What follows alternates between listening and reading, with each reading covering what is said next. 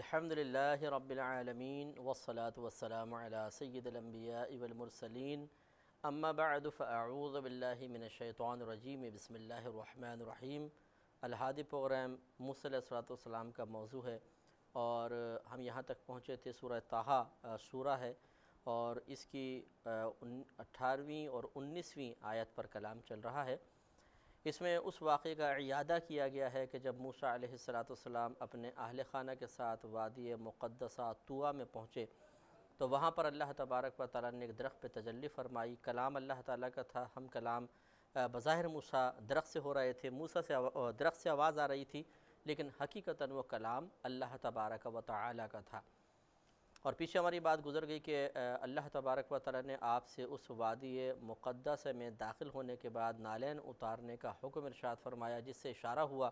کہ اللہ تبارک و تعالیٰ کے مقدس مقامات کی تعظیم کرنا یہ اللہ کی ہی تعظیم کرنا ہے اور اس میں شرعاً کوئی حرج نہیں ہے۔ تو جب درخت نے آپ سے کلام کیا تو ایک خوف، ایک رعب، ایک دبدبہ طاری ہوا اور اس سے موسیٰ علیہ السلام ایک فطری طور پہ کیفیت پر طبیعت پر ایک خاص کیفیت طاری ہونا، ایک خاص کیفیت کا غلبہ ہونا ایک فطری امر تھا۔ تو اللہ تبارک و تعالیٰ نے پھر آپ کے اس ذہن کے اوپر جو ایک دم بوجھ طاری ہوا تھا، اس کو ختم کرنے کے لیے ایک دیگر کلام ارشاد فرمایا، جس سے آپ کی توجہ بڑھ گئی اور وہ پریشر تھوڑا سا کم ہوا۔ یعنی اللہ تعالیٰ نے پوچھا کہ آپ کے سیدھے ہاتھ میں کیا ہے؟ تو آپ نے جب ادھر دیکھا تو وہ عصائے مبارکہ یا رب کریم عصائے مبارکہ ہے، اس میرے کام آتا ہے۔ تو اس طرح جب اس پہ گفتگو شروع ہوئی تو وہاں کا پریشر تھوڑا سا کم ہو گیا۔ اس سے معلوم ہوا کہ یہ مفسرین نے بات بیان فرمائی، میں اپنے پاس سے نہیں کہہ رہا ہوں، تو اس سے یہ معلوم ہوا کہ جب انسان پہ کسی پریشانی کا غلبہ ہو، کوئی ٹینشن ہو، اس وقت اسے چاہیے کہ سوچ اور فکر کی وادی میں گم ہو کر اس ٹینشن کو مزید بڑھانے کے بجائے فوراً اپنے ذہن کو کسی اور کام میں مشغول کرے۔ یہ لازم ہے،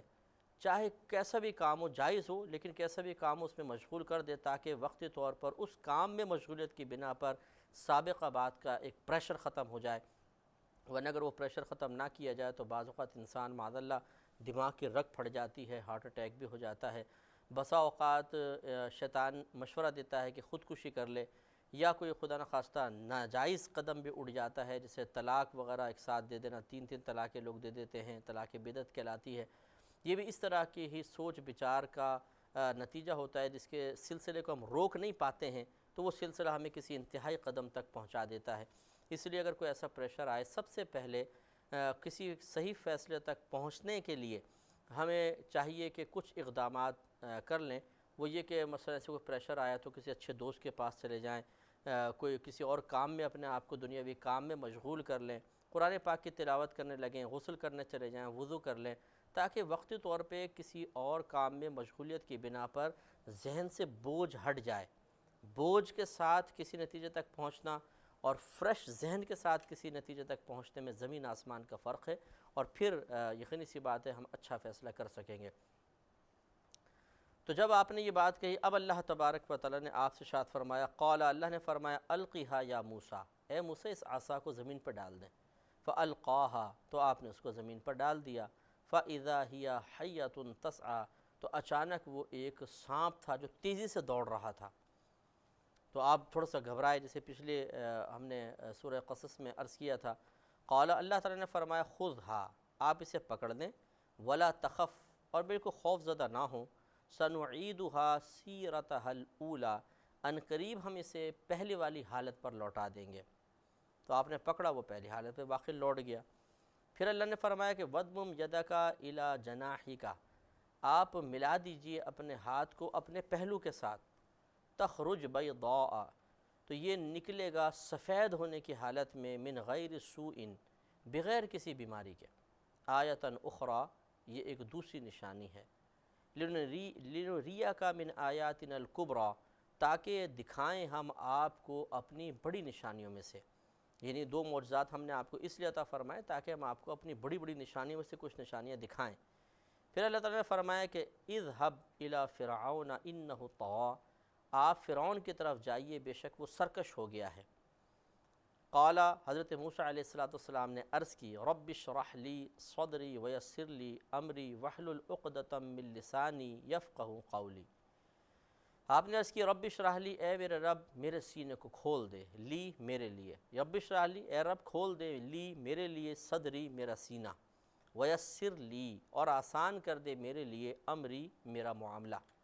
واحلل اور کھول دے، عقدۃ من لسانی میری زبان کی گرہ کو، یفقہوا قولی تاکہ یہ لوگ میری بات کو سمجھ لیں۔ اب دیکھیے دونوں واقعات میں تھوڑا سا فرق ہوا۔ سورہ قصص میں اس مقام پر جب اللہ تعالیٰ نے فرمایا تھا کہ آپ جائیے تو آپ نے عرض کیا رب کریم میرا بھائی مجھ سے زیادہ فصیح ہے، اسے میرے ساتھ کر دے۔ اللہ تعالیٰ نے فرمایا ٹھیک ہے، ہارون علیہ السلام آپ کے ساتھ جائیں گے۔ ادھر آپ نے خود دعا کی اللہ تعالیٰ میرے سینے کو کھول دے، میرے معاملے کو میرے لیے آسان کر دے اور میری زبان کی گرہ کو کھول دے تاکہ وہ لوگ میری بات کو سمجھیں۔ تو وہ جو لکنت تھی موسیٰ علیہ السلام کی، اس دعا کی برکت سے وہ لکنت بھی ختم ہو گئی تھی۔ تو یہ جو آیت ہے دیکھیں، یہ آیت نمبر 25، 26، 27 اور 28، اس میں چھوٹی سی دعا ہے رب اشرح لی صدری ویسر لی امری واحلل عقدۃ من لسانی یفقہوا قولی۔ اگر کوئی بھائی بہن ایسے ہیں کہ جن کی زبان تیزی کے ساتھ نہ چلتی ہو، اٹکتی ہو، یا کسی بچے کو یا گھر میں کسی بڑے بچے کو یا بڑے کو لکنت محسوس ہوتی ہو، زبان اٹکتی ہے، بات کرتے ہوئے بات اٹک جاتی ہے، تو یہ سورہ یہ جو ہے رب اشرح لی والی آیت، 2-3 آیتیں یہ پڑھ کر فجر کی نماز کے بعد اول آخر 3 دفعہ دوشی پڑھ لیں، 7 دفعہ اس کو پڑھ کر اپنے اوپر دم بھی کر لیں اور پانی پہ دم کر کے پی لیں۔ اگر کوئی گھر کے دوسرے کسی بچے کو دینی ہے تو بچے پر دم کر دیں، پھر پانی پہ دم کر کے بچے کو وہ پانی پلا دیں، تو زبان کی لکنت ختم کرنے میں یہ بہترین ہے۔ اس کے علاوہ یہ دعا جو ہے، یہ جو بچے امتحان دیتے ہیں ان کے لیے بھی بہت بیسٹ ہے۔ جس وقت آپ ایگزامینیشن ہال میں تشریف فرما ہو جائیں تو آپ 7 دفعہ اس کو پڑھیں، اول آخر دوشی پڑھ لیں، 7 دفعہ یہ دعا پڑھیں۔ دعا پڑھنے کے بعد اپنے ہاتھوں پہ پھونک مار لیں، قلم پر، جو کاپی آپ کو دی گئی ہے اس پر، جو پیپر آنے والا ہے دور سے اس طرح بس آپ کر دیں۔ انشاءاللہ اس کی برکت دیکھیں، ایک تو آپ کا ذہن حاضر رہے گا اور بوقت تحریر لکھنے کے وقت آپ گھبرائیں گے نہیں، بہت اچھے اعتماد سے پیپر ہوگا اور انشاءاللہ اس کے نمبر بھی اچھے ملیں گے۔ تو اس سے بہت سے فائدے اٹھائے جا سکتے ہیں۔ تو آپ نے عرض کیا اللہ تعالیٰ میرے لیے میرے سینے کو کھول دے، میرا کام میرے لیے آسان کر دے، میری زبان کی گرہ کو کھول دے تاکہ وہ میری بات کو سمجھیں۔ پھر وہ اب یہ دوسری درخواست کی وَاجْعَلْ لِي وَزِيرًا مِّنْ أَهْلِي، اور میرے لیے ایک نائب بنا دے میرے گھر والوں میں سے، ہارون اخی یعنی ہارون کو جو میرے بھائی ہیں، اشدد بہ ازری اور پختہ کر دے، مضبوط کر دے ان کے سبب میری پیٹھ کو، وَأَشْرِكْهُ فِي أَمْرِي اور میرے کام میں اسے شریک بنا دے، کَيْ نُسَبِّحَكَ تاکہ ہم تسبیح بیان کریں تیری، کثیراً بہت زیادہ، وَنَذْكُرَكَ کثیراً اور ہم تجھے بہت زیادہ یاد بھی کریں، اِنَّكَ كُنْتَ بِنَا بَصِيرًا بے شک تو ہمیں دیکھ رہا ہے۔ قال اللہ تعالیٰ نے فرمایا کہ قد اوتیت سؤلک یا موسیٰ، بے شک دے دیا گیا آپ کو آپ کا سوال اے موسیٰ، یعنی جو کچھ آپ نے سوال کیا وہ چیز آپ کو دے دی گئی۔ تو میں نے پہلے آپ کو سمجھایا تھا کہ ایسا نہیں ہے کہ موسیٰ علیہ السلام کی درخواست پر ہارون علیہ السلام کو نبوت دی گئی۔ نبوت وہبی شے ہے، اللہ تعالیٰ اپنی مرضی سے جس کو چاہتا ہے عطا فرماتا ہے، اور اللہ کے یہ فیصلے ازلی ہیں، کیونکہ اللہ کا ارادہ بھی ازلی ہے، اللہ کی صفت ہے، تو یہ ازل سے ارادہ فرما لیا گیا کہ کس کو نبوت دے گا کس کو نہیں۔ لیکن اللہ تعالیٰ کی عادت کریمہ ہے کہ یعنی اکثر عادت یہ نظر آتی ہے کہ جب وہ اپنا کوئی انعام عطا فرمانا چاہتا ہے، اپنے ارادے کی ازلی ارادے کی تکمیل چاہتا ہے، تو اپنے کسی محبوب بندے کو اس کا وسیلہ اور ذریعہ بنا دیتا ہے۔ مثلا جیسے اب موسیٰ علیہ السلام نے دعا کی، ہارون علیہ السلام کو نبوت ملی، تو یہ تو نہیں کہ آپ کی دعا کی وجہ سے ملی، اگر دعا کی وجہ سے ملتی اور اللہ کا فیصلہ یہ نہ ہوتا تو اس کا مطلب یہ ہوا کہ موسیٰ علیہ السلام کی دعا نے اللہ کے فیصلے کو بدلا، اور اگر آپ مانیں کہ پہلے اللہ کا فیصلہ تھا تو پھر دعا سے کوئی فیصلے میں کیا فرق پڑا، تو اس کا مطلب یہ ہوا کہ اللہ تعالیٰ پہلے اس کا فیصلہ کر چکا تھا، موسیٰ علیہ السلام کی دعا سے خود موسیٰ علیہ السلام کی عزت اور وقار میں اضافہ ہوا، اللہ کے فیصلے کی معاذ اللہ نہ یہاں کوئی تبدیلی ہے اور نہ ایسا کبھی ہو سکتا ہے۔ اللہ تعالیٰ نے فرمایا کہ جو آپ نے اے موسیٰ سوال کیا آپ کو عطا کر دیا گیا۔ وَلَقَدْ مَنَنَّا عَلَيْكَ مَرَّةً أُخْرَى، اور ضرور بے شک احسان کیا ہے ہم نے آپ پر دوسری مرتبہ، ان رشتہ داروں گھر والوں کے اعتبار سے۔ ایک مرتبہ یہ احسان کہ بھائی کو نبوت آپ کی دعا درخواست پر دی جا رہی ہے، اگرچہ ارادہ ازلی تھا، اور دوسرا آپ ہی کے اہل خانہ کے اعتبار سے آپ کی والدہ کے معاملے میں آپ پر احسان کیا گیا، یعنی آپ پر احسان کیا جب والدہ نے درخواست کی تھی اور دل میں خوف محسوس کیا تھا کہ موسیٰ پیدا ہوئے ہیں تو فرعون ہلاک نہ کر دے، تو اس وقت جو آپ کی پھر جان بچائی گئی، دریا میں آپ کو ڈلوایا گیا، پھر فرعون کو سے ہی اٹھوایا گیا، پھر جوانی تک فرعون کے پاس ہی آپ پلے بڑھے، یہ بھی اللہ کا بہت بڑا احسان ہے۔ تو اللہ تعالیٰ نے فرمایا کہ ہم نے آپ پر ایک تو یہ بھائی کو نبوت عطا فرما کر احسان کیا، اور اس سے پہلے بھی ہم ایک دوسری مرتبہ آپ پر احسان کر چکے ہیں۔ اب اس احسان کی تفصیل، اذ اوحینا الی امک ما یوحی، جس وقت کہ وحی کی تھی ہم نے آپ کی والدہ کی طرف جو وحی کی، یعنی وحی سے مراد آپ کو پہلے بھی بتایا تھا الہام ہے، کیونکہ جو وحی شرعی ہے وہ تو مردوں کے اوپر ہی آتی ہے اور اللہ کے نبیوں پر آتی ہے، اور کوئی عورت نبی نہیں ہے۔ تو حضرت موسیٰ علیہ السلام کی والدہ کو اللہ نے الہام فرمایا تھا کہ آپ بیٹے کو دریا میں ڈالیں۔ آگے اسی کا بیان ہے کہ انقذفیہ فی التابوت، ہم نے یہ خیال ڈالا تھا، الہام فرمایا تھا آپ کی والدہ کے قلب میں کہ وہ آپ کو تابوت میں ڈال دیں۔ فاقذفیہ فی الیم، پھر اس تابوت کو دریا میں ڈال دیں۔ فیلقہ الیم بالساحل، پس پھر چاہیے تھا کہ ڈال دے اسے، یعنی ہم نے یہ فرمایا گویا کہ وحی کی، پھر دریا کو بھی الہام و شعور عطا فرمایا کہ وہ ڈال دے اللہ آپ کو، یعنی اے موسیٰ، ساحل کے ساتھ۔ یأخذہ عدو لی، تاکہ اٹھا لے آپ کو آپ کا دشمن، وعدو اللہ، اور اس کا دشمن، یعنی جو میرا دشمن ہے اور آپ کا دشمن ہے وہ آپ کو اٹھا لے، یعنی فرعون اٹھا لے۔ وَأَلْقَيْتُ عَلَيْكَ مَحَبَّةً مِّنِّي، اور ڈال دی میں نے تجھ پر ایک محبت اپنی طرف سے، تجھ پر محبت ڈال دی، یعنی اللہ تبارک و تعالیٰ نے موسیٰ علیہ السلام میں ایک اٹریکشن، ایک کشش رکھ دی تھی کہ جب فرعون نے اس بچے کو اٹھایا تو اگرچہ وہ بنی اسرائیلیوں کے بچوں کو اس وقت ذبح کروا رہا تھا، لیکن اس کے دل میں بھی موسیٰ علیہ السلام کو دیکھ کر ایک عجیب محبت بیدار ہو گئی، تو یہ اللہ کی طرف سے پیدا کردہ محبت تھی۔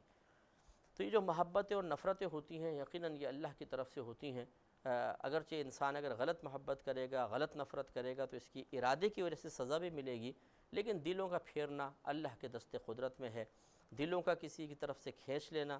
اللہ کے دست قدرت میں ہے۔ اس لیے مخلوق کی چاپلوسی کرنا یا ان سے بیجا خوف کرنا بیکار ہے۔ اللہ تعالیٰ جس کو چاہے گا ہم سے دور کرے گا، جس کو چاہے گا ہم سے قریب کر دے گا۔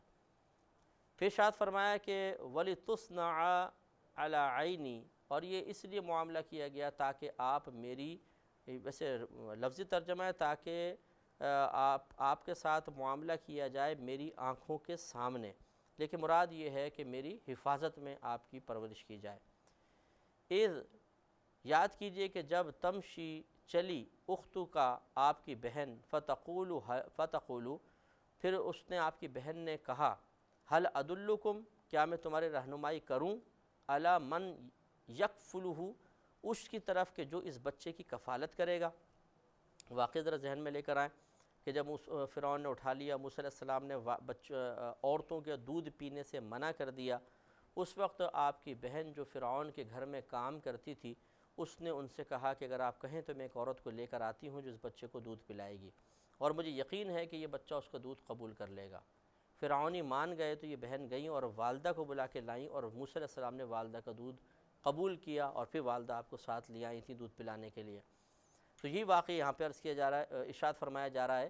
کہ وَرَجَعْنَاكَ إِلَىٰ أُمِّكَ، تو لوٹا دیا ہم نے آپ کو آپ کی والدہ کی طرف،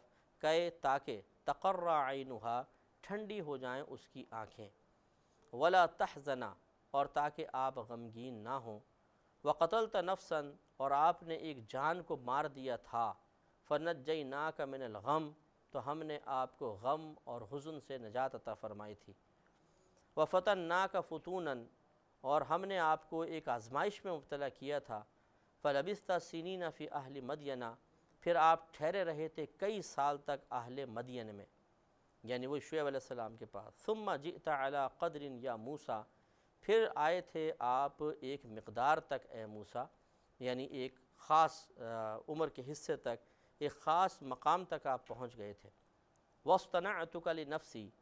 اور ہم نے آپ کی پرورش کی تھی اپنے لیے، یعنی ہم چاہتے تھے اپنے دین کے لیے آپ کو قائم رکھا جائے اور اللہ تعالیٰ کے دین کی آپ تبلیغ فرمائیں۔ تو لہٰذا معلوم یہ ہوا کہ دیکھیے اس آیت ان آیات میں سورہ طٰہٰ میں اللہ نے وہی پورا واقعہ تقریباً ذکر کیا جو سورہ قصص میں آپ نے پڑھا تھا۔ تو معلوم یہ ہوا کہ اس واقعے کو بار بار جو اللہ تبارک و تعالیٰ ذکر فرما رہا ہے وہ اس لیے بیان کر رہا ہے تاکہ ہم اس پر غور و تفکر کرنے کے بعد اپنی عملی حالت کو بہتر کریں، اپنی سوچ کو بہتر کریں، فکر کو بہتر کریں۔ اسی طرح اب آگے اللہ تبارک و تعالیٰ نے مزید دوسری سورہ نمل آیت نمبر 7 سے 14 میں اسی واقعے کو ذکر کیا ہے، اور وہ میں برکت کے لیے آپ کو سنا رہا ہوں تاکہ یہ بار بار ہمیں اندازہ ہو کہ کیسے اللہ نے مختلف مقامات پر اس واقعے کو ذکر کیا ہے، اس سے اس کے واقعے کی اہمیت کا اندازہ ہوتا ہے۔ تو جس چیز کو اللہ تعالیٰ بار بار ذکر کرے وہ چونکہ بہت اہم ہے، اس لیے ہم تمام تقریباً آپ کے خدمت میں وہ آیات عرض کر رہے ہیں جس میں واقعہ درج ہے۔ چنانچہ 7ویں آیت سورہ نمل کی، اذ قال موسیٰ لأہلہ، یاد کیجئے جب کہا موسیٰ علیہ السلام نے اپنی زوجہ سے، انی آنست نارا، بے شک میں آگ کو دیکھ رہا ہوں، سآتیکم منہا بخبر، ان قریب لاؤں گا میں تمہارے پاس اس کی طرف سے اس کے بارے میں کوئی خبر، او آتیکم بشہاب قبس، یا میں ایک چھوٹا سا شعلہ کوئی وہاں سے اٹھا کے لے کر آتا ہوں، لعلکم تصطلون، تاکہ تم اس سے ہاتھ وغیرہ تاپ سکو۔ پھر آگے ارشاد فرمایا کہ فلما جاءہا، پھر جب موسیٰ علیہ السلام اس آگ کے قریب آ گئے، نودیا، تو ہم نے ندا کی، ان بورکا من فی النار، کہ بے شک برکت رکھ دی گئی ہے اس میں کہ جو اس آگ میں ہے، یعنی آگ میں برکت رکھی گئی ہے، ومن حولہا، اور جو اس کے ارد گرد ہیں۔ کہنے کا مطلب یہ تھا کہ اس آگ میں بھی آپ کے لیے ایک برکت کا پہلو ہے کہ اس کو دیکھ کر، یعنی شعلے کو دیکھ کر آپ یہاں پر آئے ہیں، لیکن حقیقتاً یہ آگ نہیں ہے بلکہ درخت سے ایک روشنی نکل رہی ہے۔ اب آپ یہاں تک آ گئے تو اللہ تعالیٰ کے مزید قرب کی نشانیاں ظاہر ہوں گی، آپ کو معجزات دیے جائیں گے، آپ کو اللہ تبارک و تعالیٰ نبوت کے سے باقاعدہ آپ کے بارے میں اظہار فرمائے گا کہ جس کا فیصلہ ازل سے ہو چکا ہے، اور پھر اس کے ساتھ ساتھ آپ کو وہ ہمت اور طاقت دی جائے گی، اور وہ غلبے کی یہاں سے گویا کہ بنیاد پڑے گی جو فرعون کو ہلاک کر کے پھر آپ کی قوم کی آزادی کا سبب بھی بن جائے گا۔ ومن حولہا سے مراد ہیں فرشتے ملائکہ۔ گویا کہ اللہ تعالیٰ نے فرمایا کہ اے موسیٰ، جب موسیٰ یہاں پر تشریف لے آئے تو اللہ تعالیٰ فرماتا ہے کہ ہم نے اس آگ میں بھی برکت رکھی، اور جو اس کے ارد گرد تھے یعنی فرشتے ملائکہ، وہاں اس میں بھی اللہ نے برکت رکھی۔ وسبحان اللہ رب العالمین، اور اللہ تبارک و تعالیٰ پاک ہے، عالمین کو پالنے والا ہے۔ انشاءاللہ سلسلہ کلام ان آیات پر مزید جاری رہے گا۔